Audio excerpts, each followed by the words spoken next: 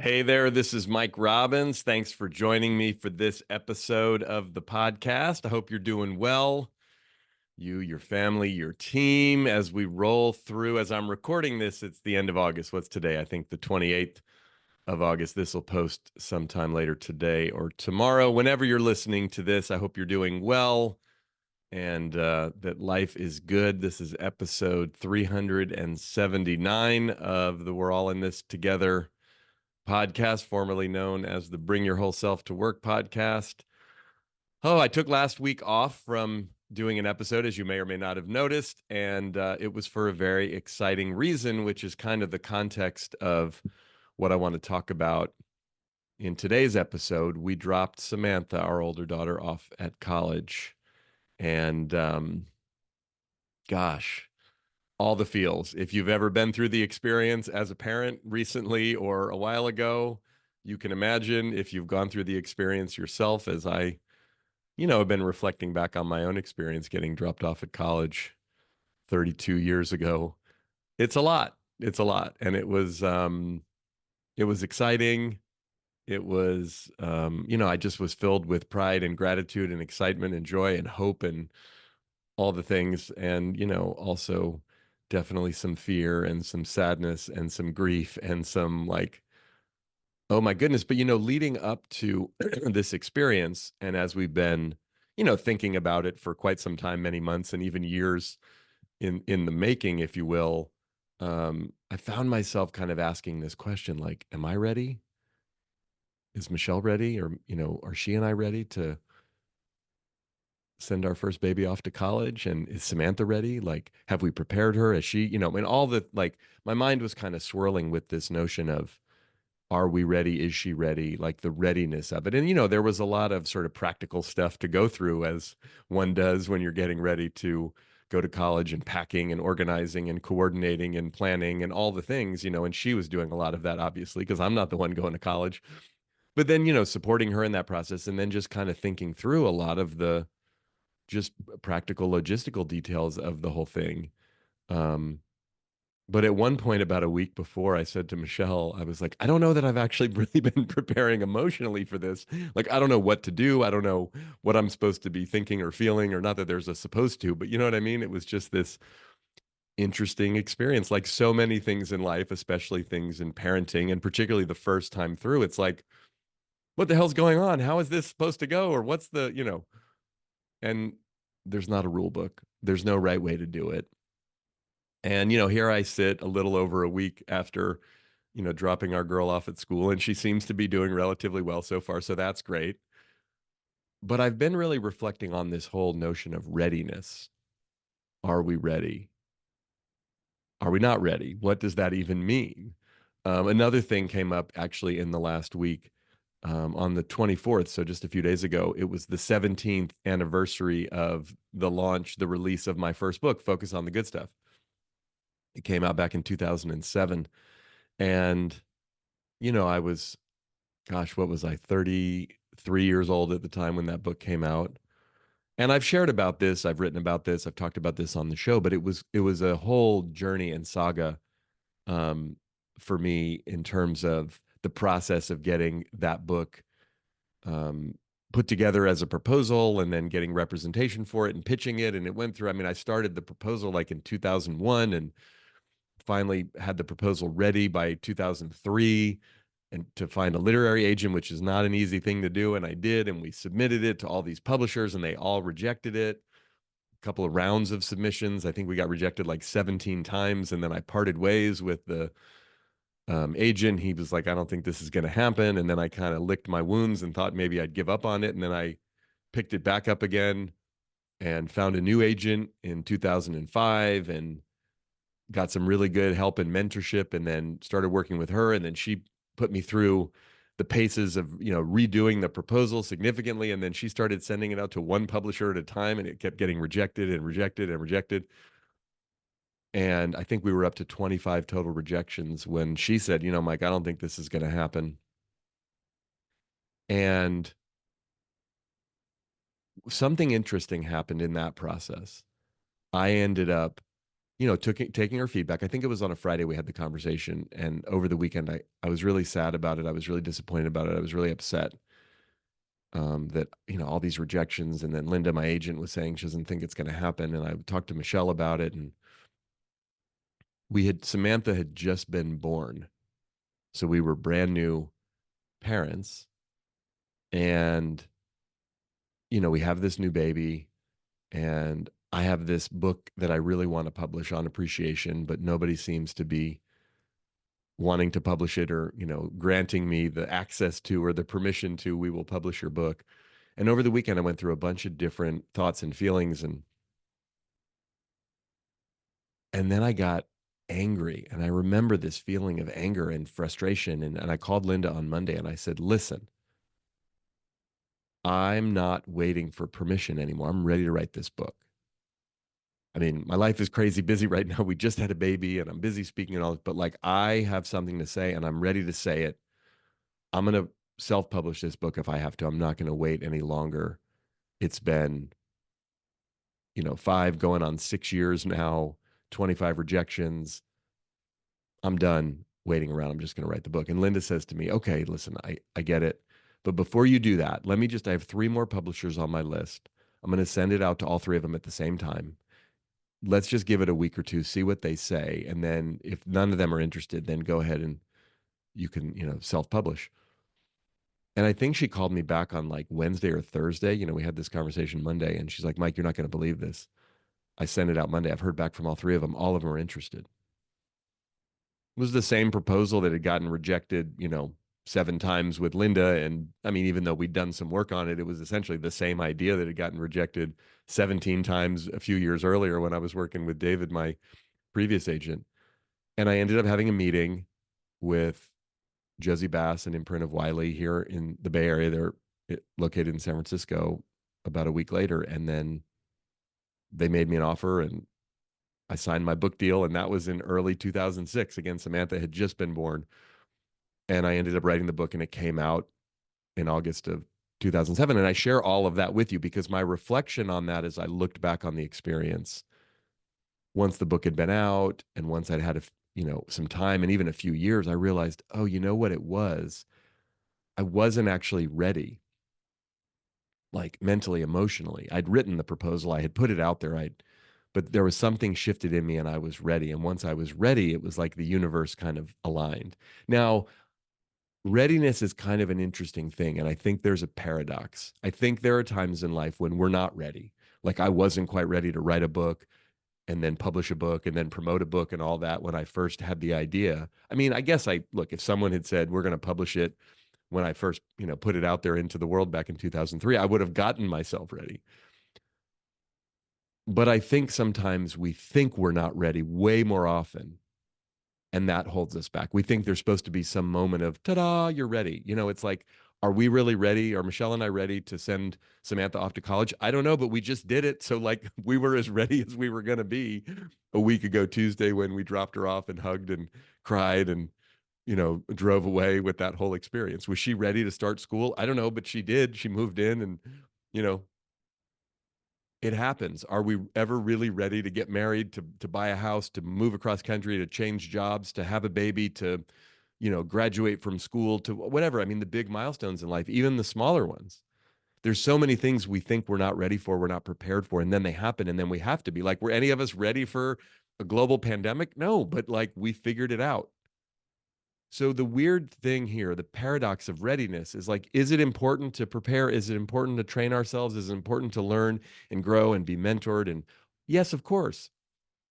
And are there times in a practical sense we're more ready than others? Yeah. I mean, I wasn't ready to drive a car when I was 7 years old, even though, like maybe some of you, especially those of us of a certain generation, I still got behind the wheel and unlocked the emergency brake, and the car started rolling down the driveway, and I crashed it into the house when I don't know if I was 7, but I was probably like 10. So that wasn't one of my finest moments. Scared the bejesus out of my mother, of course, and dented the car. But anyway, you know what I mean? Like, we're not ready to do certain things. We need certain training, certain practice, certain, you're not ready to, get married when you're 12 or live on your own when you're 16 usually, or whatever. So there are certain things and certain steps for us to take in order to be more ready to do things in life at, professionally, personally, at home, at work. Absolutely. But what I have found in my own life and through my own experience of 50 years walking around the planet is we often think we're not ready when we actually are, much more often. And life has a way of kind of speeding things up. There's that whole phenomenon or that saying, jump and find your wings on the way down. And I think what ends up happening for a lot of us is that we get obsessed with preparation and perfectionism. My friend Dr. Robert Holden likes to say, I've never met a happy perfectionist in my life. Because if the goal is perfection, we always fall short. If we think that we have to be perfect, if we think we have to be completely ready, it's never going to happen. I mean, one of the things I love about speaking and have for almost 24 years now is there's an element of like, look, I've been doing it a long time. I do love it. I do feel like I have some, hopefully interesting and relevant things to say when I get on stage. But every time I get on stage, there's an element of, I'm not quite ready. Hold on a second. I need to look at my note. And then I just get out there and I have to kind of go for it. It was the same back when I was pitching. It's like, am I ready? Am I ready? I don't know. I don't know. Did I do all my prep? Play ball. And then you got to throw the first pitch and you just kind of get into it. And I love the playing of the game. I've always been someone that loves the game way more than I love practice personally. I don't know if you're that way, practice, there's a lot less pressure. The stakes are a lot lower, but it's way less interesting. So the game has always been way more interesting to me. And, the truth is, again, sometimes as we reflect, maybe we realize, oh, I wasn't as prepared as I could have been. I wasn't quite as ready as I could have been. And then we learn certain techniques over time on how to prepare ourselves, how to get ourselves ready mentally, emotionally, practically. But I do think that perfectionism, thinking that we're going to feel a certain way, gets in our way, right? It's like, again, I'm thinking a lot about school and college and like graduating from high school because Samantha just did in June, or starting college as she just did a week ago, or even the process of going through college. And then, I mean, I had a weird sort of end of my college experience in the sense that I got drafted by the Kansas City Royals after my junior year in college and I signed a pro contract. So then I was off playing baseball and getting paid. And I'm a professional baseball player at age 21. I went back to school the next year and finished up as a senior and then graduated with my class in the midst of the baseball season. But like, I still remember feeling a little sense. And again, I was in a unique situation of like, am I really ready to graduate from college? Am I ready to be an adult in the world? And as much as I loved playing baseball, it's like, am I ready to do this professionally and see if I actually could make it and get to the big leagues, which I ultimately didn't because I got hurt and it didn't work out. But you know what I mean? There's so many things. I think back to getting married to Michelle over 19 years ago, or having our first baby, Samantha, 18 years ago. And like, again, none of those things did I feel ready for at the time. And looking back, I can see, yeah, there were some things I wasn't quite ready for, but I figured it out. We figure things out, even the big, most important things. And so again, if you can start to kind of pay attention to yourself, are you someone who's willing to jump and find your wings on the way down? Are you someone who's willing to just kind of run into the thing and figure it out as you go? Again, and that's not necessarily the better approach. I'm not saying that preparing and readying ourselves is a bad thing. I just think oftentimes, regardless of our personality, regardless of kind of how we're wired, we do ourselves a disservice thinking that we have to be completely 100% ready before we take a risk, before we start something, before we try something. Oftentimes, the first versions are going to suck anyway, right? It's like the first pancake. It comes out kind of wonky and funky, and then you make a few more and then they get better, right? It's like, you know, people often come to me to talk about writing or writing books. And, the world is very different today than it was back 20 some years ago when I first started on this journey of doing my work. But one of the things that I often recommend to people is just start writing, write on social media, write on a blog, write in a way that's going to be relatively anonymous. I mean, it's public so people can see it. But usually when you first start out, you don't have a huge audience or a huge following, but get comfortable putting your thoughts down in words in written form and then having people see it. Maybe they'll comment on it, maybe they won't, but you'll start to train yourself. And, if you look back at some of the things you write initially, and then you have some time in perspective, you might find yourself, you know, changing, evolving. I sometimes go back and read old, sections of my old books or old articles that I've written, and I kind of cringe, not in a bad way, like, oh my gosh, I want that out of the world. I'm going to go take it back. But it's like, I wouldn't say that now. I don't think that now. I've changed. I've evolved. I'm different at 50 than I was at 30, let's just say, as an example, which of course that's the case. But if we're afraid of putting something out in the world, writing or anything else, because like a year from now, 5 years from now, 10 years from now, 20 years from now, I might be embarrassed by it or I might change my mind, then we're never going to do anything. So the truth is, here's the paradox of this is you're kind of never fully ready, but you're always ready, which I know might sound strange.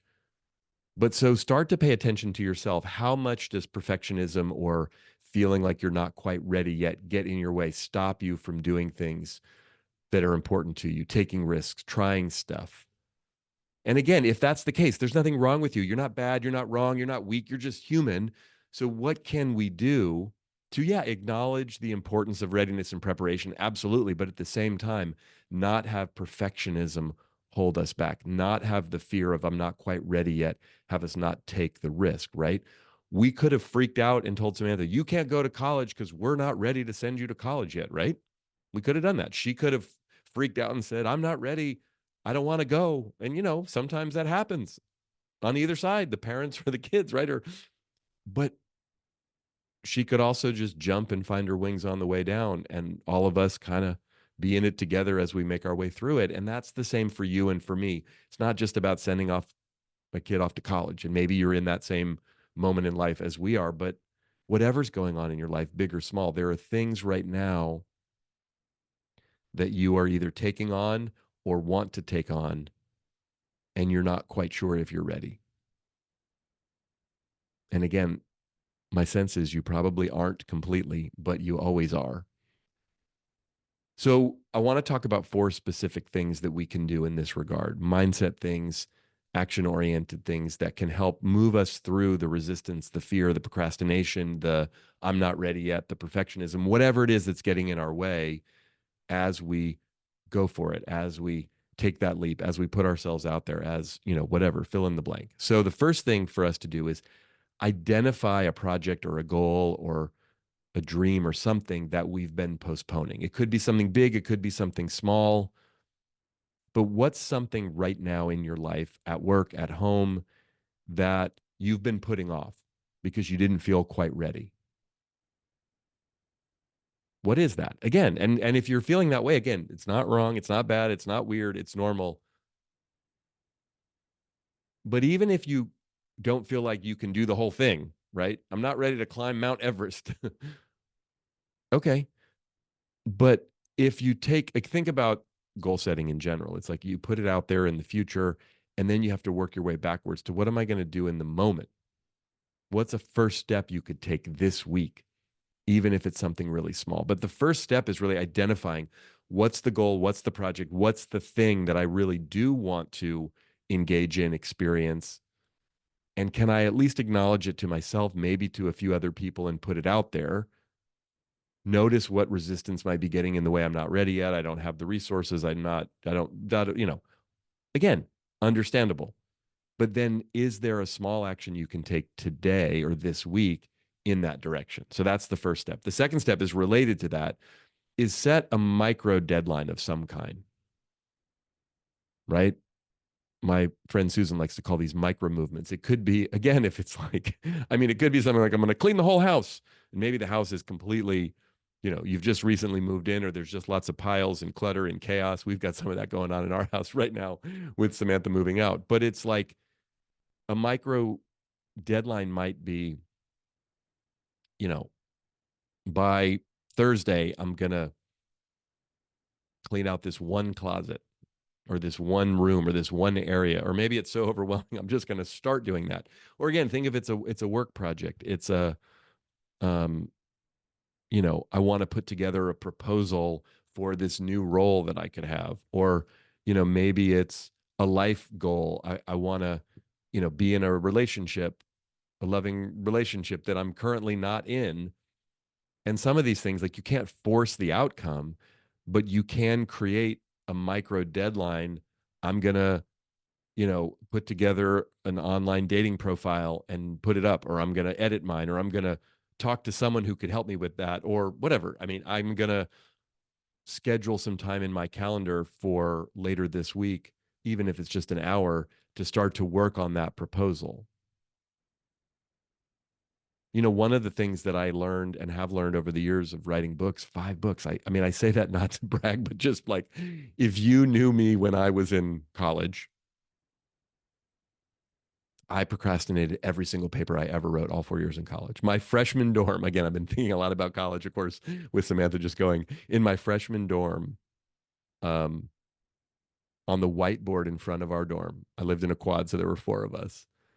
As the year went on and we all got to know each other better in the dorm, everyone in my dorm knew that I was like last minute Larry, like all nighter before the paper was due kind of thing. But they would put bets on how much sleep was Mike gonna get when the paper was due the next day. And it would be like 1 hour, 3 hours, no, whatever. So I say that because like I cannot believe that I've written 5 books. I can't believe I've written even one. But the only way I've been able to do that is support accountability, but having these micro deadlines, having these, I'm going to, write X number of words in the next 24 hours, or I'm going to, I go away up to a place called Calistoga where I write, but I set those micro deadlines for myself or micro goals to help me in the process. Because if I think about writing a book, the 50 or 60,000 words of the book, I get overwhelmed and I just put it off and I put it down because I can't handle it. It's too much. So, what's a micro deadline for you with respect to this goal or this project that you have? The third thing that you can do, and this is a lot easier said than done, I realize, is embrace imperfection, right? Like Robert Holden says, there's no happy perfectionist. So, if you, like me at times, find yourself being a perfectionist, it has to be perfect. It has to be perfect. It has to be perfect. I'm not going to put this thing out until it's perfect. I'm not going to send the proposal until it's perfect. I'm not going to write ask someone out on a date until I feel like everything is perfect in my life, which, by the way, it never is. Um, can you challenge yourself to take imperfect actions? Know that it's not going to be perfect, especially at first. My friend Theo likes to always say, done is better than perfect. I love that saying. Done is better than perfect. Now, look, I'm not saying that we just like mail it in and don't care about the quality of the work we put out in the world or don't. No, but there's a difference between excellence and perfection. Excellence is like, I have a high bar. I hold myself to a high standard. I want to produce quality work. I want to take care of myself. I want to do things well. I want to be thoughtful and prepared and all that. Absolutely. But perfection is different. Perfection is like this really tight, it has to be perfect, and I'm not doing it. And it's like, okay, then just like sit at home with your perfect song that never gets heard or whatever. So can you embrace imperfection? Specifically, again, we're thinking about a specific project or goal that you've been postponing or putting off because you feel like you're not ready. You're setting that micro deadline and then saying, you know what, I'm going to take some imperfect actions, especially at first. Look, it's skiing down the slope for the first time. It's not going to be as good as the third or fourth or fifth or 100th time you go down, right? When you know where all the trees are and all the bumps are and you've been down and it's like, right? The fourth thing for us is to reflect and adjust,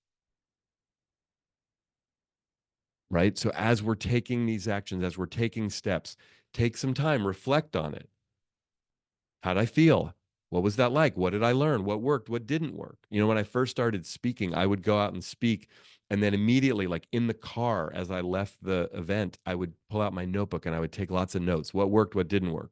Right as it was fresh for me. Because like I wanted to get better at speaking and I wanted to do it for a living. But I was like, this is kind of challenging. And I'm not very good at this yet, even though I like it. I think I have some natural ability, but can we reflect? Can we adjust? What did we learn? How can we make adjustments moving forward? Again, if we're embracing imperfect actions, that means we can hone and tinker with what we're doing. Sometimes even make a massive pivot or sort of 180 on something. That's how we grow. That's how we adapt. That's how we adjust and get better. So there's a fifth action. I can't remember if I said I was going to say four or five, but there's a fifth one that just popped into my mind, which is one I often suggests, but I think it really fits here, is ask for help, ask for support. Doing things that are scary for us to do, doing things we're not ready for.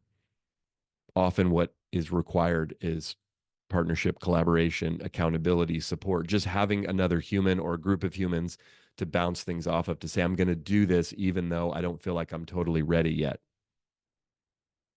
I had something that I'd been procrastinating for a while and just was sitting on. And I let the men in my men's group know a few weeks ago, like, hey, I'm going to get this thing done. I'm going to send it off. Even though, again, I didn't feel quite ready. It was annoying me. I was frustrated with it. It was like, I was stuck in the whole cycle of perfectionism and not readiness and all that. And I did it because I told them I was going to do it. And then I was going back to meet with them the next time, and I had to account for whether I did it or not.